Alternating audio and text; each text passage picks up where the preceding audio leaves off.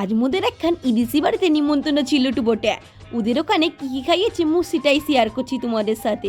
গরম গরম ভাত আর গরম গরম শুক্তো পড়েছিল বটে পাতের মধ্যে। এত সুন্দর খেতে হয়েছিল না বটে, মোর তো হেব্বি লেগেছে খেতে এই শুক্তো দিয়ে ভাতটু। তারপরেই পড়ে গেছিল আলু ঝুরি ভাজা আর ভেজ ডালটু। এই ভেজ ডালটু খেতে দুর্দান্ত হয়েছিল বটে, আমার তো হেব্বি লেগেছে খেতে বটে। তারপরেই পড়ে গেছিল ইদিসি বাড়ি গেছি, আর পোস্ত খাবো না তা কি করে হয় বটে, ওদের সব কিছুতেই পোস্ত চাই বটে, তাই মোদেরকে পোস্ত না খাইয়ে একদমই ছাড়েনি বটে। পোস্ত দিয়ে পনির দিয়ে খেতে দুর্দান্ত লেগেছে বটে। তারপরেই পড়েছিল এই গরমে টক টক আমের চাটনি, আর পড়ে গেছিল একটু খাস্তা খাস্তা পাঁপড়টু বটে। এই পাঁপড় দিয়ে চাটনিটু খেতে আমার তো হেব্বি লেগেছে বটে। তারপরেই পাতে পড়েছিল এই বড় বড় গরম গরম রসগোল্লাটু বটে। রসগোল্লাটা খেয়ে আমি বাড়ি আসলাম। তোমরা আমার চ্যানেলটা সাবস্ক্রাইব করে দিও বটে।